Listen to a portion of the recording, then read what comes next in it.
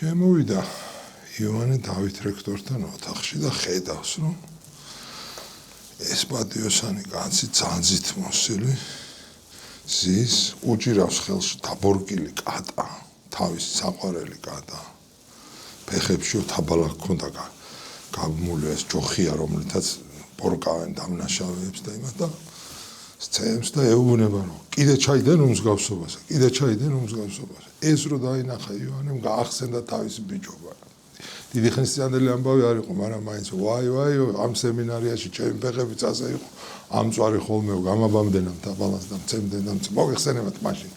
ყველაფერზე იყო, რა ქვია, ცემა სასწავლებლებში, რა ქვია, და ესეთ ფიზიკური დასჯა. ამ ხმაზე მოიხედა დავით რექტორ შეშირება, რა სულივით შემოხვედი უხმაუროთ ერთი კარის, ყვან გამიგონია. ჩამოსხდენ თქვათ აქ რა მოგიყვანა ჩემო მოწაფეო და აი ღვინოზე ვარო კახეთშიო ეს უკვდავი ამბავია მოგეხსენებათ და თქვენც რჩევა მინდათ კითხოთ და სინამდვილეში კიდე მოსიყვარული მოუნდოდა რა თქმა უნდა.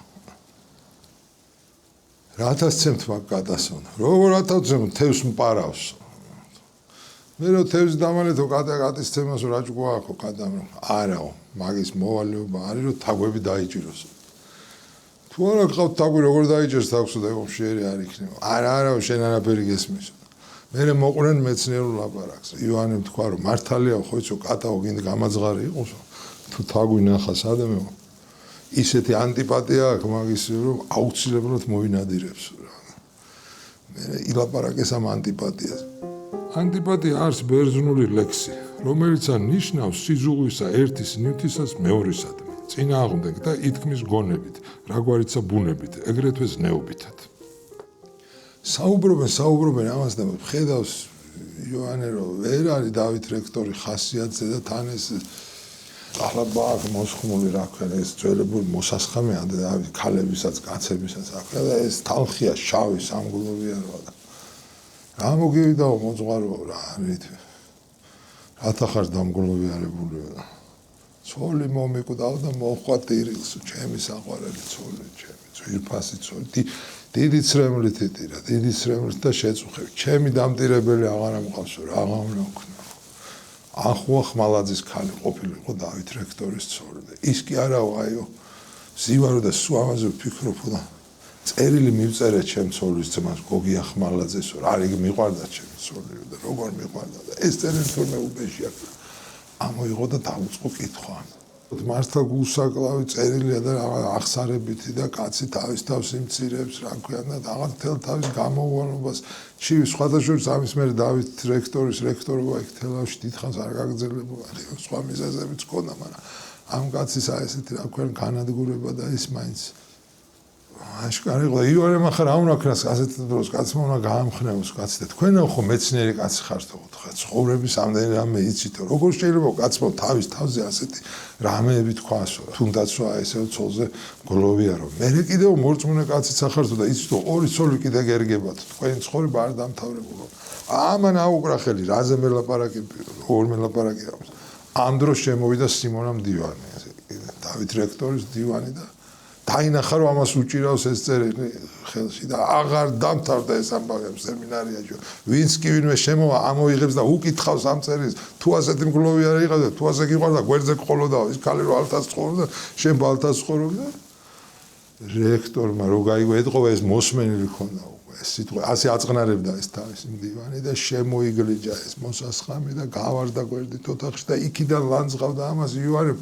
ძლივს ჩაამშვიდა და სიმონამაც თქვა რომ მოდიო რა ახშამე რაღაცნაირად და დასხდნენ ახშმად და ახლა სიმონამ მდივანს ცოტა უნდა რომ თვითონაც მეცნიერებაზე რაღაცა ესა და დაუწყო ივანეს გამოკითხვა კითხა ფილოსოფიის შესახებ კითხვა ლოგიკის შესახებ რაღაცები და ივანემაც რაც შეეძლო უამბო ესენი ახლა რომ ახშმაც ხედან და იქ ზურავა ხო გარეთ ყავს ამას დატოვებული არ შემოიყვანა მაინც აბა გასაგებია რომ მაგის ენის გამო არ შემოიყვანა ხო თან კიდე კაი არ შემოიყვანა რომ ეს მგლოვი არის მაგრამ იმ ზურავას გაუგია გარეთ ეს რექტორი მგლოვი არის და შემოვარდა თქვენ ვაგო ვახშმობთო და მე კიდე გარეთ ვარ ამდენი ხანი გელოდებიო კაცო შევშფოთდიო ვინ ახლა შენო დავით რექტორმა მოთხა მე ვარ ამის ლალაო ამის ლალა არის თვალყურის მგდები მომვლელი პატრონი რა ის ყველაფერი არის დამადგინაო რა ქვია ქვათახევის მონასტრის წინამძღვარმა რომ ამ კაცს მივხედო იმიტომ რომ ეხლა ამდენ ხარ ვარ გამოვიდა მე ვიფიქრეო სადმე ქალებს ხوار გაეთამაშა აქ რომ შემოვიდა ისა ვაიმეო ივანე ამას რო ამბობ ხალხი რა სიტყვისო ხალხმა რა უნდა თქო ხალხი ეთქვი დიაკვანი ქალებს მიიპარაო ეს ვინ მოიყვანეო ამ დავით რექტორმა ვინ არის ეს კაცი საიდან შემოვიდა რა ვინ ვარ და ესა ვარ რა ქვია მე ძვირს რო ამბობ ადამიანზე როგორ შეიძლება იცი რა შენი ამბავიც ვიცი ამ ზურაბ ამოთხე შენ ვერ ხარ კაი მგლოვი არაო ეს რაღაცები შემოგიხვევი არაფერი არ არის დადიანი იყო ნამდვილი მგლოვი არის ერთი დადიანი ეს დადიანის ამბავი იქვე აქ ივანე ბატონიშვილს აღწერი რომ ცოლი მოუკვდაო და მეტად იგლოვა 3 წელი იგლოვაო ისე რომ აი საჭმასაც არ ჭამდა და ბოლოს რაღაც ცერცვის შეჭამადი გაუკეთესო და ამას ჭამდაო და ერთი რა ქვია მარცვალი ცერცვი პირში გადაუგორდა ეს ნიშნავს რომ გემო იგრძნო ისე ჭამდა და დააგდო ეს კოვზიო და მე ასე უნდა ვილხენდეო და ჩემი ცოლი იქუნა ესეთი მგლოვი არ ხარ შენ ახლა რა გეტყობა ამას გააგიჟდა ეს კაცი თვითონ მართლა მგლოვი არის მართლა შეწუხებული გააგდეთ და როგორც იყო გაიყვანა ეს ამან გარდა ეს გიჟი კაციო რო დაგყავს აქეთ იქით ამან ესე იგი შენს გიჟი ხარო სხვანაირად არ გამოდა რა ვქნაო მართლაო გამომაყოლაო იმანო რა ქვია წინამძღვარმაო და ასე დავდივართო მე ტვირთი 1000 ამბავ მოკლედ ხვალ არის გამოცდები იწყებაო მოწაფეების გამოცდები დავით რექტორმა უთხრა და მოდი ხვალდილითო დაესწარი ამ გამოცდასო და გამოსცადე ბავშვები შენ ცოდნაო ძალიან გამოგვადგებაო და ამ სიტყვებზე დაშორდნენ და გამოვიდა ეხა მაგას თელავში ბინის პოვნა არ გაუჭირდებოდა და წავიდა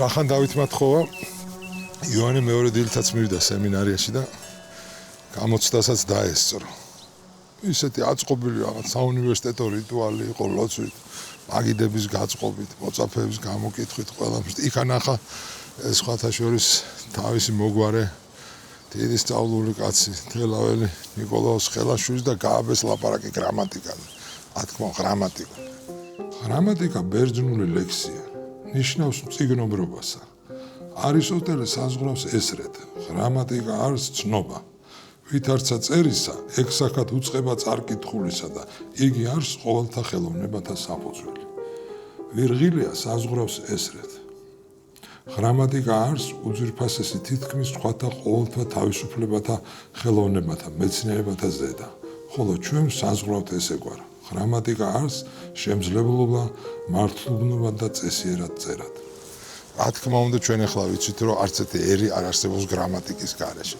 და მაშინაც სწავლული ქართველები ძალიან დიდ ყურადღებას აქცევდნენ და ამის სახელმძღვანელოებს ადგენდნენ და იყო მთელი ამბავი ამაზე სტუდენტებს უნდა ცოდნოდათ ეს ყველაფერი სამწუხარო ამ ამბავში ის იყო რომ ეს იყო ბოლო გამოცდები თელავის სემინარიის და სემინარი იმავე წელიწადს დაიხურა ასე წერია ჩვენ ისტორიაში რა თქმა უნდა არა რა ქვია კალმასობის ამბავში არა და სემინარი რო გაიხსნა ძალიან დიდი სიხარული და ინტერესი იყო რა ქვია დოსითეოს ჩერქეზიშვილმა ნეკრესელმა ეპისკოპოსმა დამსახურებულმა ხნოვანმა კაცმა მოღვაწემ საეკლესიო სამეცნიერო არითაკილა და მოვიდა და სემინარიაში პატარა ბიჭებთან ერთად დაჯდა რომ ცოდნა უნდა გავიღრმაო ასეთი ხალხი იყო ასეთი მოწადინების და იმის მერე გაიხსნა სხვა სემინარები ის უკვე სხვა რამე იყო იქიდან ძირთად რევოლუციონერები გამოდიოდნენ და ესე იყო ეს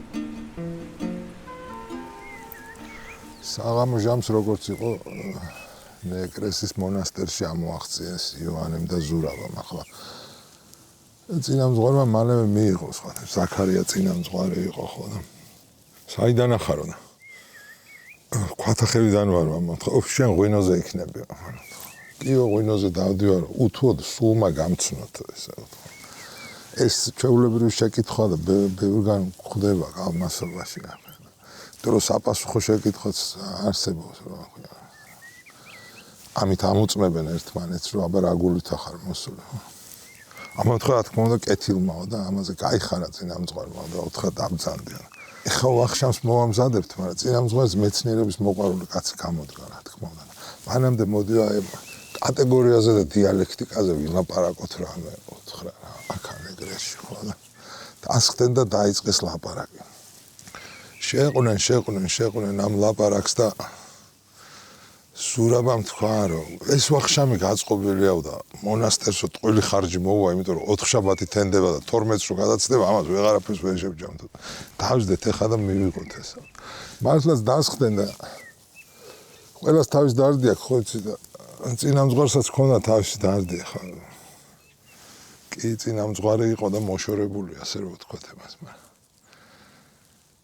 შენ თუ იცი, კიკო იცი, კიკო, ეს სიტყვა ამოიჩემა და უმეორებს, კიკო იცი, კიკო და ეხლა მან როგორც ნასწავლმა კაცმა კიკო იცის ქართულად არის ტუზი რა, ბანკოში, კარტში ხო. მეორე იცის რომ კენს ნიშნავს და არა, სხვა კიკო იციო, სხვა კიკო იციო შენ. 9 წვენა კიკო იციო შენ, უთხრა. ეხლა ეს თან მონასტრის კაცია და უთხრა 9 წვენა ვიცი რაც არისო, ჩვენო მარხვაშიო შობის წინადღესაო და ნათლისღების წინადღესაო რაც რამ სამარხო გვაქვს, უფრო 9 თუ გვაქვს, ერთმანეთში აურებთ და ისე ჭამთ ხოლმე საღამოს. ხო და ეგ არისო, ჩემი შვილი არის ეგეთი, უკვე მე-9 გვარი გამოიცვალა ეს ამბობს. რათ არ მოწონდა იმის გვარი რა იყო არ ვიცი, მაგრამ აიო მთელი შეარც ხვინა მთელი საგვარეულო.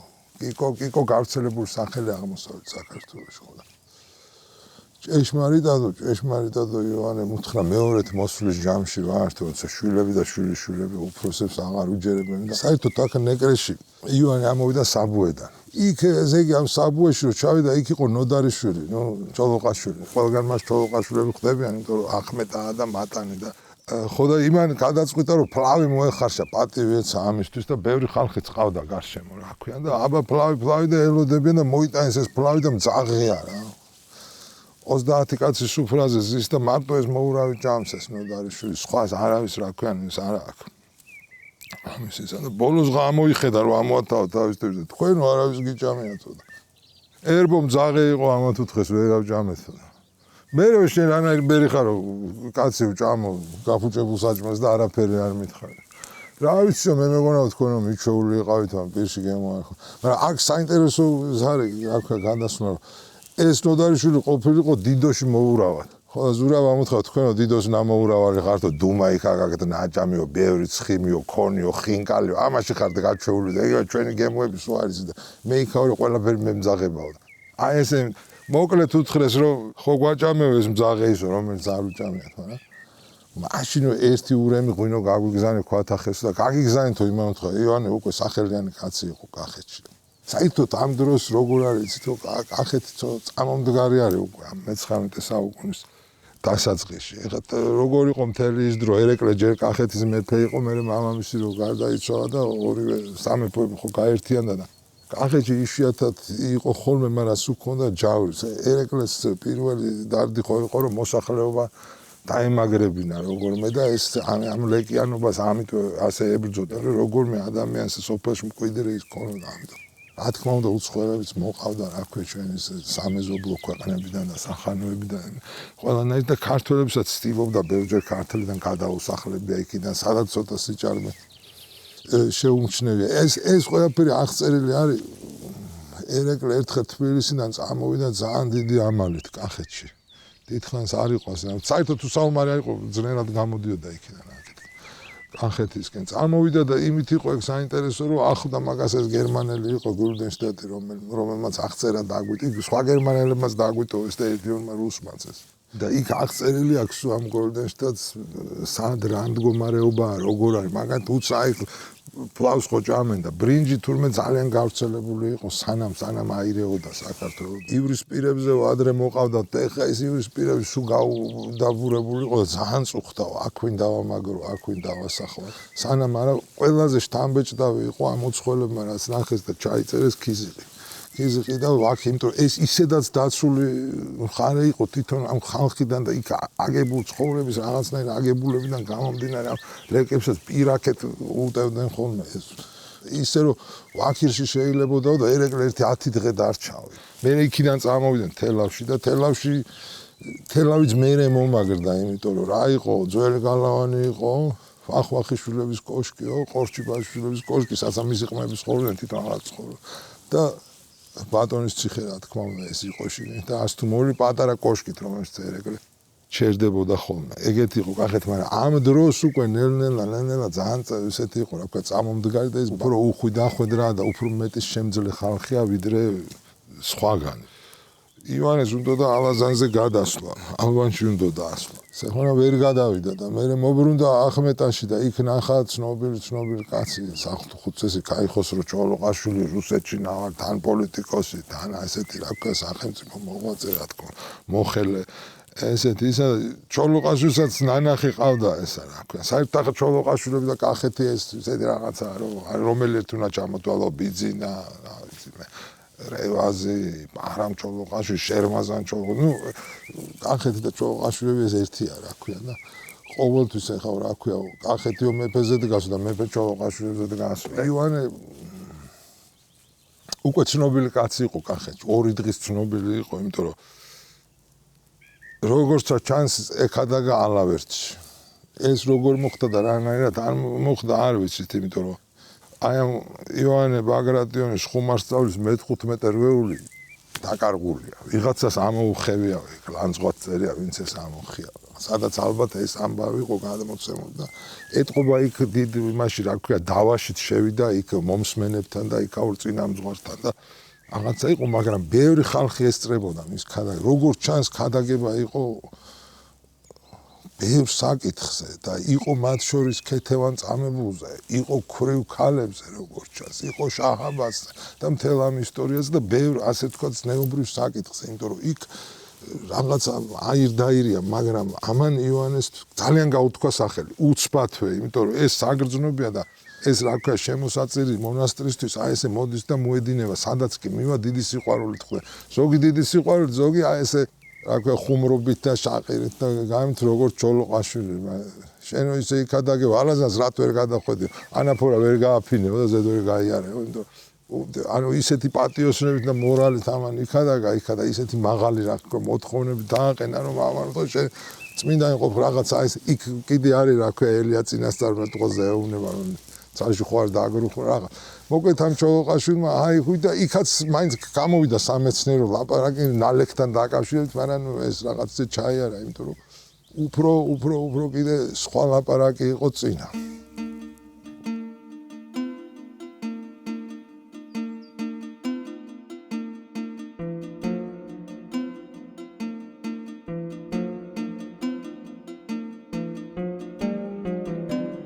მატანში იმედით მოვიდა ივანე რომ იქ ღვინოსი შორიდა და ახლა იქ ჯიმშერიშვილი მოურავი. ეს იყო ჯიმშერ ჩოლოყაშვილის შვილი. ჯიმშერი თვითონ ცნობილი კაცი იყო ერეკლეს ომებში ნაომარი, ერეკლეს თანამდებობებზე ნამყოფ, მაგრამ სულ რაღაცა გახლართული აი ამბებში ხო და ეს კეთილი კაცი დაუხდა და პირდაპირ უთხრა ივანე რომ ღვინოზე ვართო თუ დავეხმარებით და აბაო ეს ამბავი არც ახალია და არც გუშინდელი და სულასია. თავის ეტყვეთ მატანში და ღვინით ვერაფრით მოგეხმარებიო ამან უთხრა და ისე თუ რამე გამომივა კი ბატონო, ამაზე ზურაბა გამზადებული იყო და უთხრა რომ უბე ყოველთვის ღია გვაქვს, რასაც დავიჭხრია და მაგრამ ის კაცი ეხა ფიქრობდა რომ ეს ეტყვა და მოაყოლა ივანეს ეტყვაზე რა ქვია. ფიზიკის ნასწავლი კაცი ხარ, ფიზიკა ნასწავლი კაცი და გითხარი რამე ამ ეტყვისა და ივანემაც მოახსენა ეტყვაზე, მოკლედ და ჭკვიანობა. მერე კი როგორც არის ხოლმე მოიღეს სადილი, მაგრამ ივანემ გამოიჩქარა იქიდან, ფიქრა ვალის ყურში წავალ იქ ვიშოვიყვინოსო რა ქვია. მაგრამ გზაზე რომ მოდიოდა ორი ფშაველი შეხვდა. ერთს ქმეოდა ყაყიდა და იყო ქადაგით. შაველებში ხოლმე. ამ შაველებმა იცნეს. ის არა ხარო შენ ალავერტში რო იქადაგაო. კი ამან უთხრა მე ვარ. რაც მე ალავერტში მივიდა, არც ერთ ალავერდელს ეგეთი სიტყვები ჩვენთვის არ უთქვამს. შენ ყოფილიყარ ჩვენი ეპისკოპოსი. ამაზე ივანე ძალიან წუხდა, იმიტომ რომ მეც ეუბნებოდა, ხოლმე შენ ახარ ჩვენი ეპისკოპოსი. განსაკუთრებით თის ხალხი, რომელიც უფრო ლაღად უყურებდნენ და არ იცოდნენ ეს იერარქიული ამბავი. არა ბატონო, არა, ერთ შეკითხვა მაქვს, მე ხა ფშაველი კაცი ვარ და ქეთევან დედოფალზე რაც მოგვიყევი, ასევე ეწამა ჩვენთვის, ასევე რა ქვია. ქართველებისთვის თავისი სისხლი დააქციაო. ლაშარისა წამდა მაგასო. როგორ არ წამდაო კაცო? ლაშარიო, ეგო არისო ლაშა გიორგიო. ლაშა გიორგიმ გააქრისტიანად თქვენო და თვითონაც ფშავში მარხია. ეს კიდევ გვარით ლაშა გიორგის ქალი იყო. საერთოდ ლაშა გიორგის თქვენო ძალიან იმედებოდითო, თავის უნჯყმებად მიაჩდითო. ეს უნდა მოიმაგროთ და სულ გახსოვდეთ. ლაშარზე რო წირავთო, იფიქრეთო რომ ბაგრატიონების ხართ. ეს მეორე თემა შემოდის, კიდე ეს არის დრო, როცა ბაგრატიონების დღეები, ეს 1000-ლოვანი ჩვენი ამბავი ილევა საქართველოში სამუდამოდ და ეს წიგნი დაწერილია ტახტის ერთ-ერთი შესაძლო მე ყოველ შემთხვევაში მემკვიდრის ძმის მიერ. ეს რა ქვია თვითონ იოანე კიდე არის სამეფო კარზე განცდილი კაცი გიორგი მე-12-ს და მის შვილებთან ერთად. ამიტომ ეს მინიშნება რომ ბაგრატიონები კარგია, არ უნდა გავტყდეთ, ეს უნდა გაგრძელდეთ. ეს სულ არის ამ წიგნში. შესაბამისად აქაც ეს არის, მაგრამ იმან ფშაველებს კიდე სხვა ამბავი აინტერესებთ. ეს ჩახაბაზიო ხო იყო და მთელი საქართველოს ფშავში არ იყო? იცი რა ამან თქვა, კახეთი რომ მოაოხრაო და დაწვაო, თქვენსკენაც იყო 100,000 კაცი წამოვიდაო. ეს ესეთი რა ქვია, ძალიან საინტერესო ციფრებით ლეგენდარული ამბავია ძალიან. ერთხელ ხო გამოაბრუნეთ და მეორეთო შუა ფხოზე დაბლაო ქვები რო აწყართან დიდი ქვები იქ მოვიდენო და რო წამოესწრნენ ფშაველებიო ჟინვალის ხიდამდე კაფეს და კაფეს ასეს დიეს დაზდიეს გამოაქციეს ისე რომ ერთითო წყალი არის მებოდა ესეთი წითელი და სისხლიანი იყო და აქეთი კიდე სულ გვამები ახლა ესეც ქეთევან დედოფალის ძალითქენი თქვენ მოკეთ ეს მახსოვრობა და ეს ცდილობდა რომ ეს რა ქვენ ჩაედო მათთვის თავში და შენ თვითონ სადაური კაცი ხარო მე ვქვათახევიდანო ესე დავდივარ საშუალზე ჩვენ მოგეხმარებითო ამათ უთხეს არალად იცოდეთო რომ თქვენ მონასტერსო ერბო და ყველი ჩვენგან ექნებაო ორ ვირს გამოგიგზავნითო ჩვენითო თქვენ წადით თქვენ ასეთ კბილად ამყიდამ ასე იმას უკნა რა ქვია ყოველთვისო შენ დაიმახსოვრო მე ბაგრატიონებსო ყოველთვისო ბაგრატიონებისთვის ყოველთვის დავამწყალობებ და ესეც გულდამშვიდებული დაშორდნენ ამ კეთილ რა ქვია ფშაველებს მაგრამ მე მას ედო გზა ალვანზე და იქ დახვდა მაგას ერთი ცისკარიშვილი რა თქმა უნდა და ბევრი თუშებიც იყვნენ შეკრებილ და ისევ აინტერესებდა ეს შაჰაბასის ამბავი უფრო წვრილად ანუ რაც იმან მოყვა იქა როგორ მოკვდავ ეგ საზიზღარე როგორ მოკვდავ და ისევ ჩვენი ლოცვითო და ღმერთის სამართლიანობით 80 ბიჭი დარჩა გოგოებს არ დაგითვლით ყველამ ერთმანეთ დახოცა ჩვენ კიდე აი ბაგრატიონის უყურეთ 5-6 წმინდანი გვყავს რომ ამ სიმაღლეს აგვიყვანა ღმერთმა ასე უერთგულეთ ბაგრატიონებს ეს ის არის რასაც მე მოყვება მთიულეთის აჯანყება კახეთის ეს რაღაც წიგნი ხო გვიანი წერება ეს წიგნი უფრო სწორედ ამ წიგნის დაწერა დაწყებული მაშინ 1-2 აჯანყება უკვე მომხდარა რამდენიმე წინ არის კიდე რა ქვია აღმოსავლეთ საქართველოში თაშიც ბარშიც კახეთშიც მერეთა იმერეთში ეს შეიგრძნობა რომ ეს კაცი დადის და ამაგრებს ამ სისკარში მოვთხოვ ერთი წიგნი მყავსო და სამღვდელო თუ ამზადებ და კარგი ნასწავლობა აქვს როგორც ჩანსო და ერთი გამოცადე შეხედეო რა. ელაპარაკა ივანე რაღაც გაესაუბრა და უთხრა რომ ამას ცოდნა უკვე კარგი აქვს, მაგრამ ამას არც ღდლობა უნდაო და არც თქვენთან ალვანში გაჩერება. ეს რო გაიგოს გარშმა დაემხო. ეს კაცი არის ანგელოზი. ზუსტად ესე ვფიქრობ მე ამ ჩემს შვილზე. არც აქ უნდა გაჩერება და არც ღდლობა არ უნდაო. და შენ ახარ ჩვენი წმინდანიო, ძლივს წამოაყენა. მოკლედ დიდი მეგობრობა, დიდი სიხარო. ახლა იღვინო რა თქმა უნდა არ იყო და შესაძლებელი და აჩუქეს ეს რა ქვია რამდენიმე თეთრი აჩუქეს და დიდი პატივით რა ქვია სულ აბა უყურებდა გაოცებული აი სიტყვას რა ძალა